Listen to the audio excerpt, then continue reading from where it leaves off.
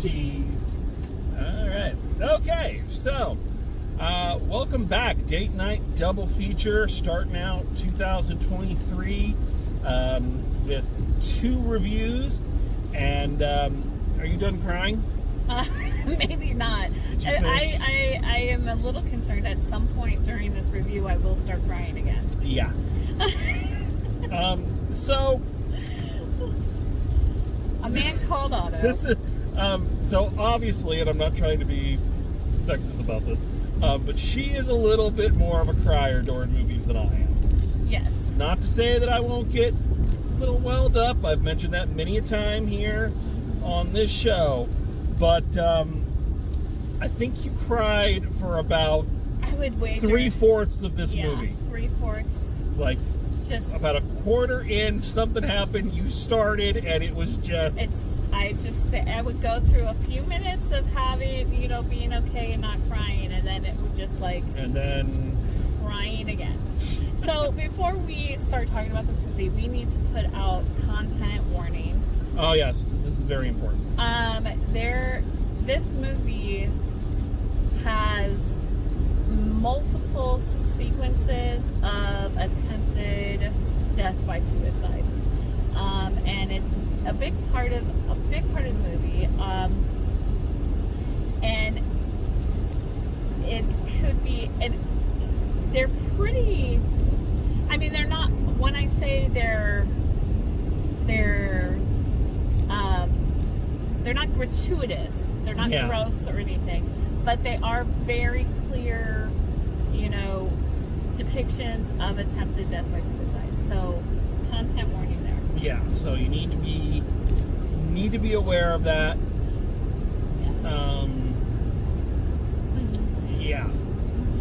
Okay, so go ahead. Okay. Give us a summary. So, A Man Called Otto, based on a Swedish book and Swedish movie, finds Tom Hanks as our titular character Otto, a grumpy old man living in a little housing development who seems to spend the better part of his day writing down minor infractions of the homeowners association, yelling at his neighbors, just basically being your typical grump, unpleasant fellow to be around. And he's recently been forced into retirement.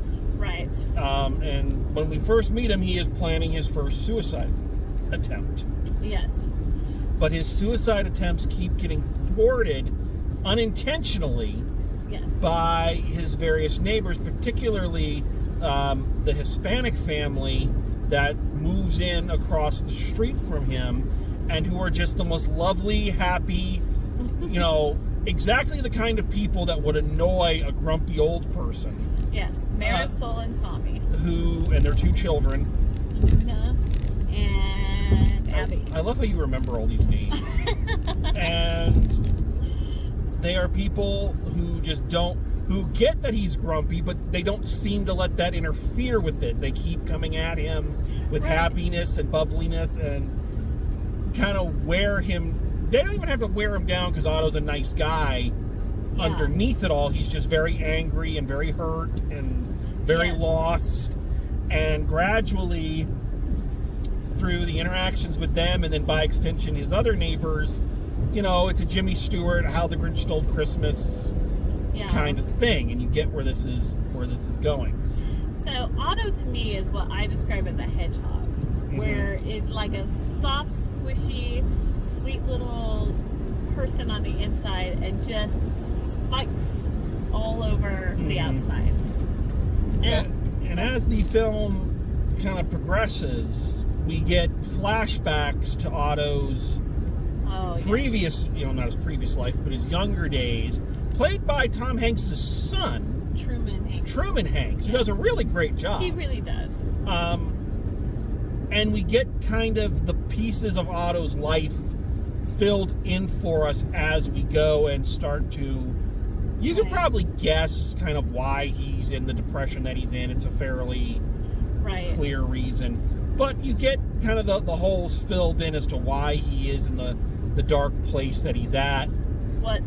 where he's at, and it's from the beginning, that he is attempting to die by suicide. You Yes. know that he is grieving his wife. That is not a secret. Yeah. Like, the whole time you know that. But the story of how you get there and how you heal, Yeah. like, this is such, and I've had, both of my parents have passed. I've seen, my dad passed first, my mother go through the grieving process. I've worked with people in the grieving process. And this is such a just beautiful and apt depiction of that grieving process. That just is, it's beautiful. Like, it's truly beautiful. And I think that is the word I would describe. I think there's two phrases I would use to describe this movie. You found one of them very funny. I think beautiful is right. It's a very beautiful movie. But uplifting and hopeful. Right. And you were kind of laughing at the a movie where a man, for the majority of the movie, is trying to attempt suicide was uplifting and hopeful. Yeah, but again, I think it's interesting because the person career-wise and personality-wise and screen presence-wise that Tom Hanks has always been compared to is Jimmy Stewart. Right. True. And I agree with that. I think that is an apt analogy. Right. And of course, one of the films most closely associated with Jimmy Stewart is It's a Wonderful Life. Right. Happy and hopeful, and look at the beauty that you've done in the world, look at the friends you've made. But that middle section there towards the climax, it's dark as fuck. It really is. Like, it is dark, and you hear stories that was Jimmy Stewart actually working through his post-traumatic stress from World War II during some of those scenes. It gets even darker. Right.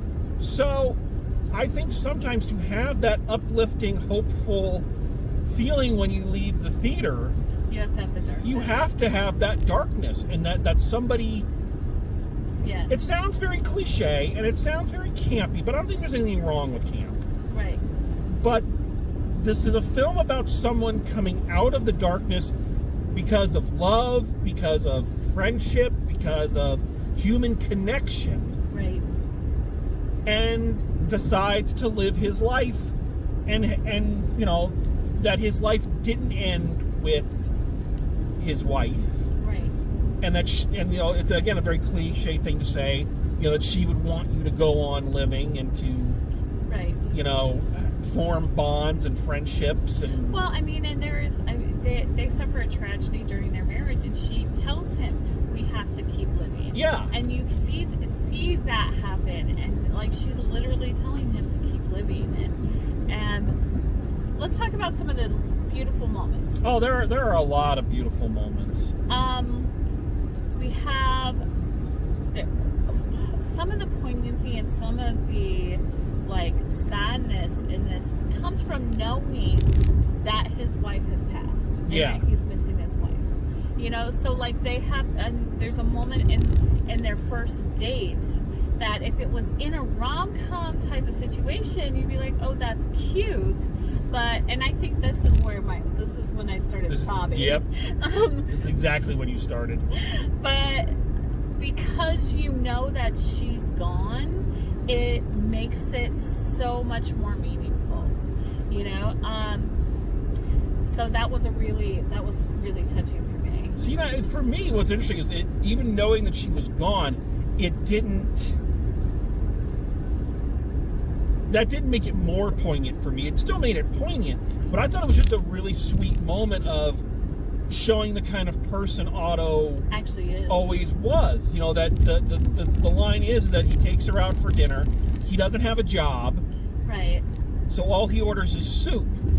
And she said, why are you only going to have soup? That I ate where it came. She said, why? Because I wanted you to get whatever you wanted. Right. And that shows the kind of person Otto is. Yes. So that was a sweet moment. I thought the writing on this part was just the tiniest bit clunky, but one of the characters who starts off as kind of just someone he's griping at, and then becomes a bigger character, is the character of Malcolm, the paper boy. Yes. And Malcolm is delivering these papers, and of course he's getting mad at him. And during a little bit, again, a little clunky dialogue, Malcolm tells Otto that, you know, Otto's late wife was his teacher and was the first person to call him by his new name because he's trans. Right. And she got the other teachers to do it too. And, you know, and Otto doesn't question it, doesn't debate it, just, okay, you're Malcolm. That's what I'll call you. Right. And he forms a friendship with Malcolm. He forms a mentor role with Malcolm. Yes. I'm sorry, I didn't mean to interrupt you. Go ahead. Well, and then all of the moments with Marisol and her children. That was the next one I was going to bring up, was anytime he was with the two little girls. Right. That he, like, I mean, he's begrudging about it, but he babysits and reads them stories and plays with their luchador figures. And they almost immediately start calling him Abuelo Otto. Yeah. And, you know, he never acknowledges that he knows what that means, but you do see him start to learn more Spanish and, like, play with the kids. And so you know that at some point he realizes that they're calling him Grandpa Otto. And, like, it's just, oh, gosh. Yeah, and little kids in real life, they love grumpy people. They do. They love grumpy people. Don't ask me why. You know, but little kids love grumpy people. Do you know what's interesting too about the character of Marisol is that their first interaction is him taking over to park this trailer because her husband is a nitwit, and he cannot figure out how to park the trailer. I wouldn't be able to park the trailer. I wouldn't. Either. I know I couldn't. But Tommy is a nitwit. A sweet, affable nitwit, but one nonetheless. And even though he's grumbling about it the whole time and telling them what they're doing wrong, Marisol sees through it. Yeah. And is like, that was really nice. Like, she doesn't let him... She doesn't let his grumpiness kind of... Yes. You know... I have, with friends in the past, like, I adopt strays, or basically tell them that they're going to be my friends. I'm an extrovert, and many of the people I love are introverts, and I basically tell them that they're my friend now, and that's kind of the impression you get about Marisol, is that she's just like, okay, yeah, you're my friend now, that's it, like, yeah. And they just become so close, and he gets this respect for her, and he gets this admiration for her, that even he doesn't ever stop being grumpy, because that's just his personality. He doesn't turn into Ebenezer Scrooge the day after Christmas. No. But they form this wonderful little family unit. And I love also a lot of sweet things. A lot of the other characters. His other neighbor, I forget the guy's name. Jimmy. Jimmy, the goofy guy who's out doing weird workouts and That was another great part, is that they had these little bits of humor, these little moments of humor with Jimmy and the cat, and gave you relief from the sadness. Yeah, it was a, you know. But yes, Jimmy and Ruben, his neighbor, who he had like a little war rival with, because yeah. they bought different cars. But I think you get to the end of it and you see the through line, and it's kind of like the problems that we had with Megan were done so well in this. Like, there was a clear roadmap, there was a clear through line and framework that went through this, that held it up and made it into such a beautiful piece of work. Yeah. So yeah, okay. So we've praised it. Anything that you, any downsides? The only thing really, is that they have this character of Mike Birbiglia is playing, which I love to see Mike Birbiglia in anything, but of the villainous, corporate greed, Yeah, the guy who's trying to buy out all their homes so they can do something. I think he was maybe a little overdone, but other than that, I think that's kind of my major issue with it too, is that entire subplot, and I get why it's there, because it's supposed to be Otto's bringing the whole community together and reaching out to all these people. This young lady who's a social media journalist who he completely barks off, and then yet goes and gets her. I get why it's there, but again, it feels a little too. One of the big flaws of like old 80s movies is that you have to have a villain. Right. There's got to be a bad guy that you have to thwart at the end, instead of just kind of saying, this is, it needed, the movie felt it needed a Mr. Potter. Yes. And it's like, it didn't really. Right. It really, you could have done a lot of this. You could have done it in different ways. It did bring it together. It did bring him back to the friendship with his neighbors. Well, like I say, I understand why it's there. Right. But it feels... Yeah.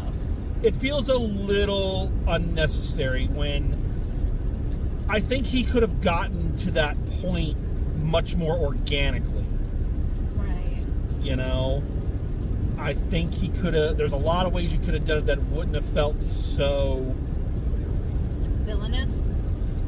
Cliche. The movie tiptoes around cliche and clunkiness every so often. I mentioned some of the clunky dialogue there when they introduced Malcolm. It's a brief flirtation, and that's fine. It doesn't take away from my overall enjoyment of the picture, but it does feel a little out of place, and much like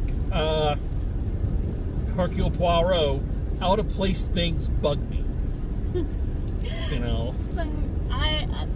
and for me, that's me stretching to find something to criticize, because I really like. Which is fair, because that's exactly what it is. You really have to stretch to find something to criticize about this movie, because it's charming. It's charming. It's a feel-good movie. It's, like, if you can go into it knowing that you're going to see these scenes, of which there are at least 3. Yes. But and know that it deals with infant loss, it deals with, spousal death, if you can go in knowing that it's going to deal with all these things, which we kind of knew going in that it was going to.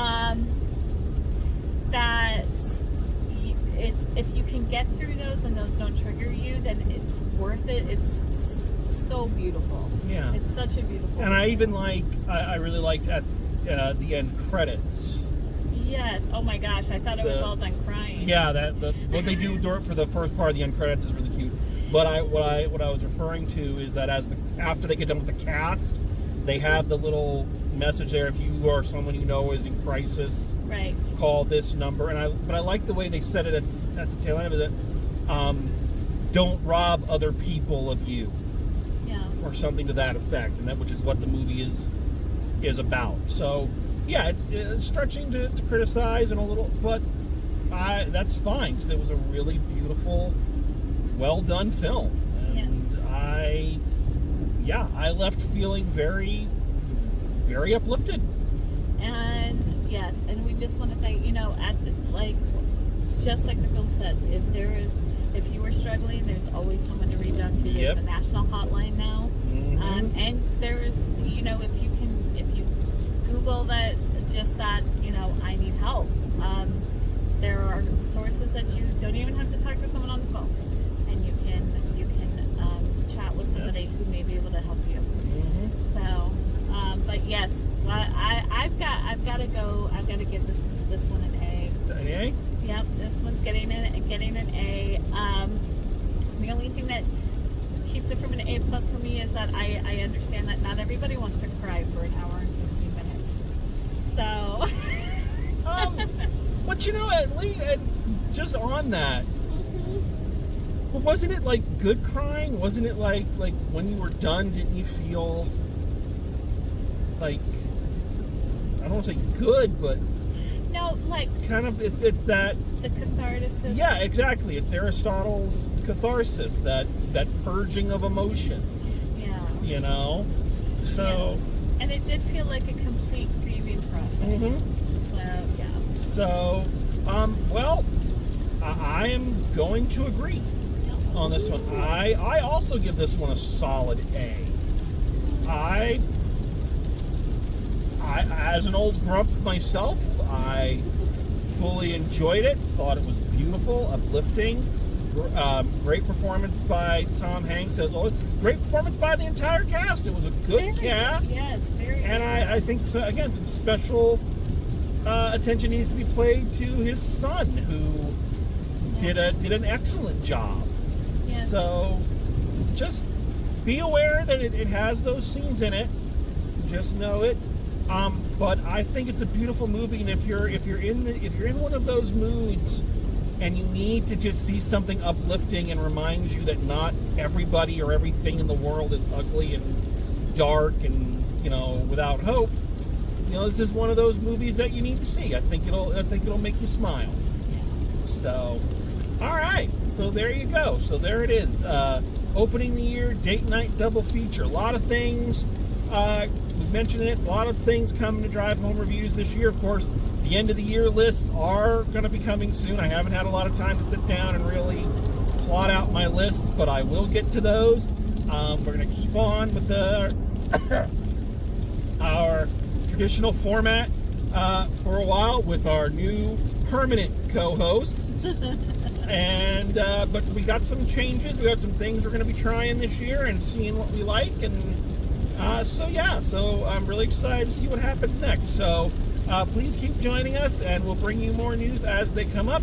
So thank you for joining us, and as always, drive safe, and we will see you at the movies.